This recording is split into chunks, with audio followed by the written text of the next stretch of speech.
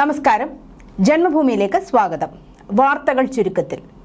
സംസ്ഥാനത്തെ മെഡിക്കൽ കോളേജുകളുടെ പ്രവർത്തനം ഇന്നു മുതൽ കടുത്ത പ്രതിസന്ധിയിലാകും. അനിശ്ചിതകാല OP ബഹിഷ്കരണ സമരത്തിനോടൊപ്പം ഇന്നു മുതൽ മെഡിക്കൽ കോളേജ് ഡോക്ടർമാർ അടിയന്തരമല്ലാത്ത ശസ്ത്രക്രിയകളും നിർത്തിവെക്കും. സെക്രട്ടേറിയറ്റിന് മുന്നിലെ KGM-CTA ധർണ ഇന്ന് നടക്കും. സീനിയർ ഡോക്ടർമാർക്ക് പിന്തുണയുമായി PG വിദ്യാർത്ഥികളും നാളെ പണിമുടക്കും. ഡോക്ടർമാരുടെ സമരത്തോട് സർക്കാർ മെല്ലെപ്പോക്ക് സമീപമാണ് സ്വീകരിച്ചിരിക്കുന്നത്. ശമ്പള പരിഷ്കരണത്തിലെ 57 മാസത്തെ കുടിശ്ശികയ്ക്ക് വേണ്ടിയാണ് ഡോക്ടർമാർ തെരുവിലിറങ്ങിയത്. അവർ തിരുവനന്തപുരം മെഡിക്കൽ കോളേജിന് മുന്നിൽ നിരാഹാര സമരത്തിലുമാണ്. Kerala government medical college teachers അസോസിയേഷന്റെ നേതൃത്വത്തിൽ 6 മാസം മുമ്പ് ആരംഭിച്ച സൂചനാ സമരമാണ് ഈ അവസ്ഥയിൽ എത്തിയത്. ആരോഗ്യവകുപ്പിലെ ഡോക്ടർമാർ ഉൾപ്പെടെയുള്ള മറ്റ് സർക്കാർ ജീവനക്കാർക്ക് ശമ്പള പരിഷ്കരണ കുടിശ്ശിക കൃത്യമായി നൽകിയിട്ടും മെഡിക്കൽ കോളേജ് ഡോക്ടർമാരോട് കടുത്ത അവഗണനയാണ്. കോടതി കേസുകളുടെ പശ്ചാത്തലത്തിൽ കുടിശ്ശിക നൽകുന്നതിനെക്കുറിച്ച് സർക്കാർ നിയമോപദേശം തേടിയിരുന്നു. ഈ മാസം 11-ന് ഡോക്ടർമാരുമായി നടത്തിയ ചർച്ചയെ തുടർന്നായിരുന്നു ഇത്. 13-ന് ഡോക്ടർമാർക്ക് അനുകൂലമായ നിയമോപദേശം ലഭിച്ച ഫയൽ ധനകാര്യ വകുപ്പിലെത്തിയെങ്കിലും ചുവപ്പ് നാടയിൽ കുരുങ്ങി. അവഗണനയെ തുടർന്ന് പ്രൊഫസർമാർ സ്വയം വിരമിക്കലിന് നീക്കം. 5 വർഷത്തിനിടെ മെഡിക്കൽ കോളേജുകളിൽ നിന്ന് 28 പേർ VRS എടുത്തു. 20 വർഷത്തെ സർവീസ് പൂർത്തിയാക്കിയാൽ VRS എടുക്കാം.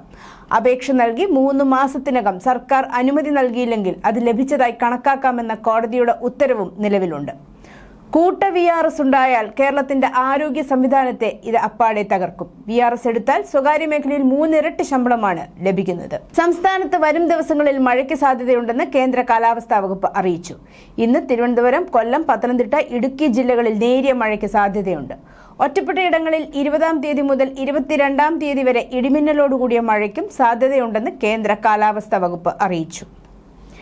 ശബരിമല സ്വർണ്ണക്കേസിൽ തന്ത്രി കണ്ഠര് രാജീവർക്ക് കൊല്ലം വിജിലൻസ് കോടതി ജാമ്യം നൽകിയത് കർശന ഉപാധികളോടെ. കേരളത്തിന് പുറത്തു പോകരുത്, പത്തനംതിട്ട ജില്ലയിൽ പ്രവേശിക്കരുത്, മാധ്യമങ്ങളോട് പ്രതികരണം നടത്തരുത്, പാസ്പോർട്ട് കോടതിയിൽ ഹാജരാക്കണം, ആഴ്ചയിൽ 2 ദിവസം അന്വേഷണ ഉദ്യോഗസ്ഥർക്ക് മുന്നിൽ ഹാജരാകണം എന്നീ നിബന്ധനകളോടെയാണ് ജാമ്യം. അഡ്വക്കേറ്റ് രാമൻപിള്ളയ്ക്ക് പുറമെ സുജേഷ് മേനോനും തന്ത്രിക്ക് വേണ്ടി ഹാജരായിരുന്നു. പൂജപ്പുര സ്പെഷ്യൽ സബ് ജയിലിലാണ് ഇദ്ദേഹത്തെ പാർപ്പിച്ചിരിക്കുന്നത്. ദ്വാരപാലക കേസ്, കട്ടളപ്പാളി കേസ് എന്നിവയിൽ പ്രതിയായ തന്ത്രിയുടെ ജാമ്യാപേക്ഷയിൽ നേരത്തെ വാദം പൂർത്തിയായിരുന്നു.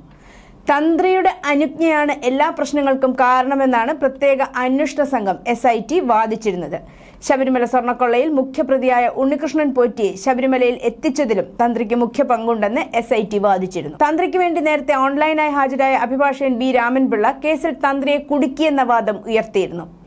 താന്ത്രിക വിധിപ്രകാരമുള്ള കാര്യങ്ങളിൽ മാത്രമാണ് തന്ത്രി ഇടപെട്ടതെന്നും ബോർഡിന്റെ മറ്റു കാര്യങ്ങളിൽ ഇടപെടാൻ അധികാരമില്ലെന്നും അദ്ദേഹം ബോധിപ്പിച്ചു. ആഗോള അയ്യപ്പ സംഗമത്തിന്റെ ചിലവ് 4.99 കോടിയായി പരിമിതപ്പെടുത്തിയെങ്കിലും വിതരണം ചെയ്ത ഉണ്ണിയപ്പവും അരവണയും നെയ്യും ഏത് കണക്കിൽ പെടുത്തുമെന്നറിയാതെ ദേവസ്വം ബോർഡ്. സംഗമത്തിൽ പങ്കെടുക്കാൻ വന്നവർക്കെല്ലാം പ്രസാദമായ അപ്പവും അരവണയും ആടിയ ശിഷ്ടം നെയ്യും വിഭൂതിയും മഞ്ഞളും നൽകിയിരുന്നു.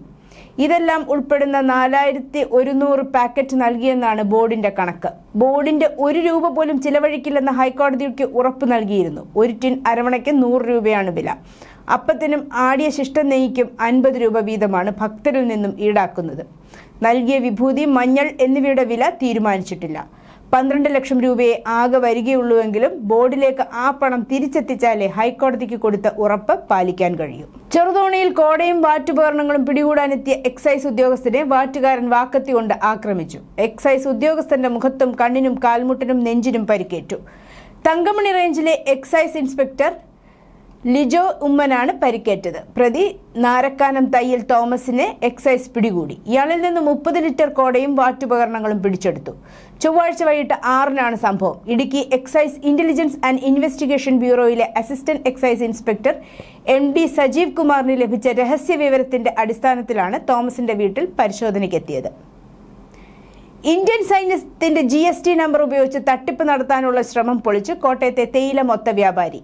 കോട്ടയത്തെ ആർമി ക്യാന്റീനിലേക്ക് 500 കിലോ തേയില അടിയന്തരമായി ആവശ്യപ്പെട്ടാണ് കോട്ടയം മാർക്കറ്റിലെ റെയിൻബോ ടീ ട്രേഡിംഗ് കമ്പനി ഉടമ മുഹമ്മദ് അമീനെ ഫോണിൽ ബന്ധപ്പെട്ടത്. തുടർന്ന് ഇന്ത്യൻ ആർമിയുടേതെന്ന് പറഞ്ഞ് GST നമ്പറും കൊടുത്തു. വ്യാപാരി പോർട്ടലിൽ പരിശോധിച്ചപ്പോൾ GST നമ്പർ യഥാർത്ഥമാണെന്ന് കണ്ടെത്തി. പിന്നീട് വിളിച്ച് 7 വർഷത്തേക്കുള്ള തേയില കരാറാണ്, ഇത് രജിസ്റ്റർ ചെയ്യുന്നതിന് 200 അല്ലെങ്കിൽ 100 രൂപ അക്കൗണ്ടിലേക്ക് ഇട്ടുതരണമെന്നും ആവശ്യപ്പെട്ടു. അക്കൗണ്ട് നമ്പർ ആവശ്യപ്പെട്ടപ്പോൾ നമ്പറില്ല, ലിങ്ക് വഴി ചെയ്യാനാണ് മറുപടി വന്നത്. ലിങ്ക് വഴി പണമടയ്ക്കാൻ പറ്റില്ലെന്നും നേരിട്ടോ അക്കൗണ്ട് നമ്പറിലോ ഇടാമെന്നും വ്യാപാരി അറിയിച്ചു. ഇതോടെ ആർമി ഓഫീസർ ഫോൺ കട്ടാക്കി. ലിങ്കിലെത്തിക്കാൻ പലതവണ ശ്രമിച്ചെങ്കിലും ബോധപൂർവം ഇടപെട്ടതിനാൽ തട്ടിപ്പിൽ നിന്ന് രക്ഷപ്പെടുകയായിരുന്നുവെന്ന് വ്യാപാരി പറഞ്ഞു. പിന്നീട് ആർമിയുടെ പാറാമ്പുഴയിലെ ഓഫീസിലെത്തി അന്വേഷിച്ചപ്പോൾ അങ്ങനെ ഓഫീസറോ ഇത്തരത്തിലുള്ള വാങ്ങൽ രീതിയോ ഇല്ലെന്നറിയിച്ചു. ഉദ്യോഗസ്ഥരുടെ നിർദ്ദേശപ്രകാരം വ്യാപാരി ജില്ലാ സൈബർ പോലീസിൽ പരാതി നൽകി. ജില്ലാ പോലീസ് മേധാവി എ ഷാഹുൽ ഹമീദിന്റെ നേതൃത്വത്തിൽ നടത്തിയ പ്രാഥമിക അന്വേഷണത്തിൽ ഗുജറാത്തിൽ നിന്നാണ് ഫോൺ കോളെന്നും കണ്ടെത്തിയിട്ടുണ്ട്. സേവ് ബോക്സ് ആപ്പ് തട്ടിപ്പ് കേസിൽ നടൻ ജയസൂര്യക്കെതിരെ നടപടിയുമായി എൻഫോഴ്സ്മെന്റ് ഡയറക്ടറേറ്റ്. ജയസൂര്യയുടെ 39 ലക്ഷത്തിന്റെ സ്വത്ത് ഇഡി കണ്ടെത്തി. സ്ഥാപനത്തിന്റെ ബ്രാൻഡ് അംബാസിഡറായിരുന്ന ജയസൂര്യ കമ്പനിയിൽ നിന്നും 1 കോടി രൂപയോളം താരം പ്രതിഫലമായി കൈപ്പറ്റിയതായി ഇഡി കണ്ടെത്തിയിരുന്നു. ജയസൂര്യയുടെയും ഭാര്യയുടെയും അക്കൗണ്ടുകളിലേക്കാണ് പണം എത്തിയതെന്നും അന്വേഷണത്തിൽ വ്യക്തമായിരുന്നു. ആവശ്യക്കാർക്ക് അർദ്ധരാത്രി മദ്യമെത്തിച്ചു നൽകുന്ന സിനിമ ജൂനിയർ ആർട്ടിസ്റ്റ് പിടിയിലായി. തിരൂരങ്ങാടി സ്വദേശി അൽക്കു എന്ന് വിളിക്കുന്ന ഷെഫീഖാണ് എക്സൈസ് സംഘത്തിന്റെ പിടിയിലായത്. ഇയാളിൽ നിന്ന് 52 ലിറ്റർ വിദേശ മദ്യം പിടിച്ചെടുത്തു. അബ്കാരി നിയമപ്രകാരമാണ് യുവാവിനെതിരെ കേസെടുത്തത്. നഗരത്തിലെ ബാറുകളും ബിവറേജസ് ഔട്ട്ലെറ്റുകളും അടച്ച ശേഷമാണ് ഷെഫീഖിന്റെ കച്ചവടം. ഫോൺ വഴിയും വാട്സാപ്പ് വഴിയുമാണ് ഷെഫീഖ് ആവശ്യക്കാരെ കണ്ടെത്തുന്നത്. ഇരട്ടി വിലയ്ക്കായിരുന്നു വിൽപ്പന. തെരഞ്ഞെടുപ്പ് അടുത്തിരിക്കെ ബാറുകളുടെ പ്രവർത്തന സമയം കൂട്ടാനുള്ള ഉത്തരവിറങ്ങിയത് ശരവേഗത്തിൽ. ഫെഡറേഷൻ ഓഫ് കേരള ഹോട്ടൽസ് അസോസിയേഷന്റെ അപേക്ഷ എക്സൈസ് മന്ത്രി MP രാജേഷ് മുഖ്യമന്ത്രിക്ക് കൈമാറി. 49.5 മണിക്കൂർ പൂർത്തിയാവുമ്പോഴേക്കും അനുമതിയായി. എല്ലാം പ്രതിപക്ഷം കൂടി അറിഞ്ഞതാണെന്ന മന്ത്രി MP രാജേഷിന്റെ പ്രസ്താവന കൂടി വന്നതോടെ ബാറിന്റെ സമയം നീട്ടൽ രാഷ്ട്രീയ പോരിനുകൂടി വഴി തുറന്നു. തെരഞ്ഞെടുപ്പ് ഡീൽ എന്നാരോപിച്ച് ക്രൈസ്തവ സംഘടനകളും രംഗത്തെത്തി. എന്നാൽ അത്തരമൊരു ആരോപണം കേട്ടതായി പോലും മന്ത്രി നടിച്ചിട്ടില്ല. കോൺഗ്രസ് ഭരിക്കുന്ന സംസ്ഥാനങ്ങളിലെ ബാറുകളുടെ സമയവും ഫീസ് നിരക്കും ചൂണ്ടിക്കാട്ടി പ്രതിപക്ഷത്തെ നിശബ്ദനാക്കാനായിരുന്നു മന്ത്രിയുടെ ശ്രമം. ബാർ സമയം നീട്ടിയതല്ല, ഏകീകരിച്ചതാണെന്ന വിചിത്ര ന്യായവും ഉന്നയിച്ചു. CPM നിലപാട് ഘടിപ്പിച്ചതോടെ SFIക്കാരുടെ മർദ്ദനമേറ്റ സിവിൽ പോലീസ് ഓഫീസർ മിഥുൻ റോയ്ക്കെതിരെയുള്ള ജാമ്യമില്ലാ വകുപ്പ് പിൻവലിക്കുന്നതിൽ പോലീസ് നിലപാട് മാറ്റി. വകുപ്പ് പിൻവലിച്ചാൽ കോടതിയെ സമീപിക്കുമെന്ന് CPM ജില്ലാ സെക്രട്ടറി V. ജോയ് പറഞ്ഞതോടെയാണ് പിന്മാറ്റം. തൽക്കാലം തുടർ നടപടികളൊന്നും വേണ്ടെന്ന നിലപാടിലാണ് പോലീസ്. പോലീസിനുള്ളിലുണ്ടായ ശക്തമായ പ്രതിഷേധത്തെ തുടർന്നാണ് മിഥുനെതിരായ കേസ് പിൻവലിക്കുന്ന കാര്യം ആലോചിക്കാൻ ഉന്നത ഉദ്യോഗസ്ഥർ തീരുമാനിച്ചത്. മിഥുൻ റോയ്ക്കെതിരെ രൂക്ഷ വിമർശനമാണ് CPM ജില്ലാ നേതൃത്വം ഉയർത്തുന്നത്. ഗുണ്ടയെ പോലെയാണ് സിവിൽ പോലീസ് ഓഫീസർ പെരുമാറുന്നതെന്നും ഇത്തരക്കാർ പോലീസിൽ തുടരരുതെന്നുമാണ് പാർട്ടി ജില്ലാ നേതൃത്വം പറയുന്നത്.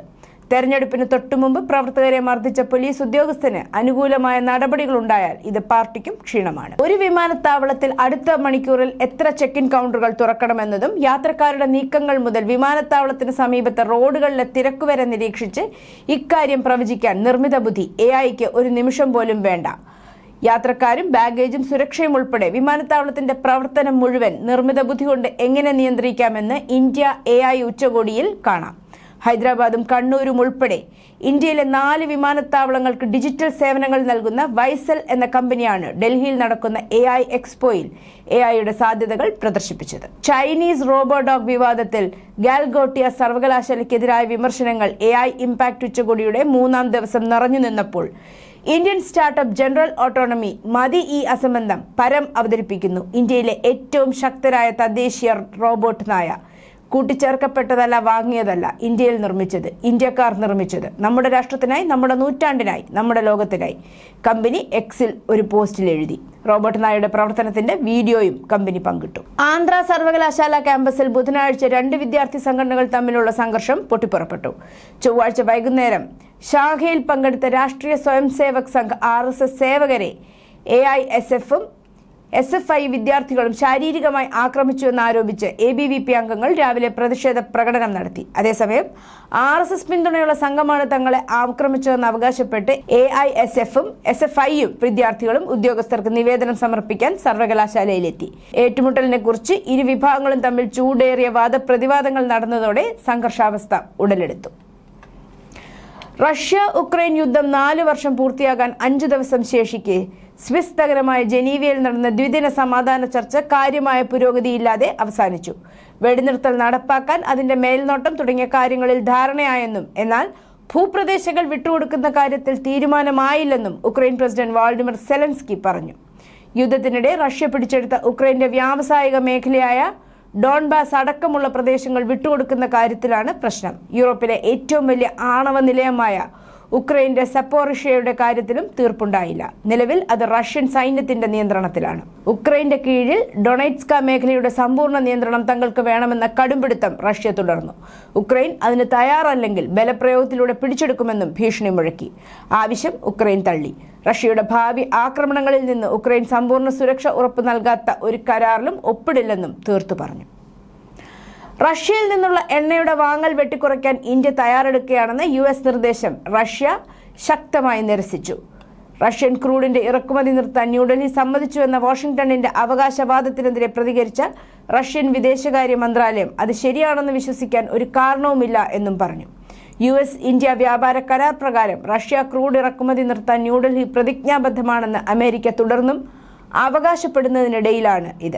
അമേരിക്കൻ പ്രസിഡന്റ് ഡൊണാൾഡ് ട്രംപിന്റെ പാലസ്തീൻ സമാധാനത്തിനായുള്ള ബോർഡിൽ ചേരാനുള്ള ക്ഷണം വത്തിക്കാൻ ഔദ്യോഗികമായി നിരസിച്ചു. ട്രംപിന്റെ ബോർഡിൽ ലിയോ 14 മാർപ്പാപ്പ പങ്കെടുക്കില്ലെന്നും ഹോളി സിയുടെ സ്റ്റേറ്റ് സെക്രട്ടറിയും അതിന്റെ ഉന്നത നയതന്ത്രജ്ഞനുമായ കർദിനാൾ പിയട്രോ പരോളിൻ ചൊവ്വാഴ്ച സ്ഥിരീകരിച്ചു. വത്തിക്കാന്റെ തീരുമാനത്തെ അങ്ങേയറ്റം നിർഭാഗ്യകരമെന്ന് വൈറ്റ് ഹൌസ് വിശേഷിപ്പിച്ചു. സമാധാന ബോർഡിൽ ചേരാൻ പോപ്പ് വിസമ്മതിച്ചതിനെ പ്രസ് സെക്രട്ടറി കരോലിൻ ലീവിറ്റ് വിമർശിച്ചു. സമാധാന ശ്രമങ്ങൾ പക്ഷപാതപരമോ രാഷ്ട്രീയപരമോ ആകരുതെന്നും പറഞ്ഞു. News desk Janmabhumi.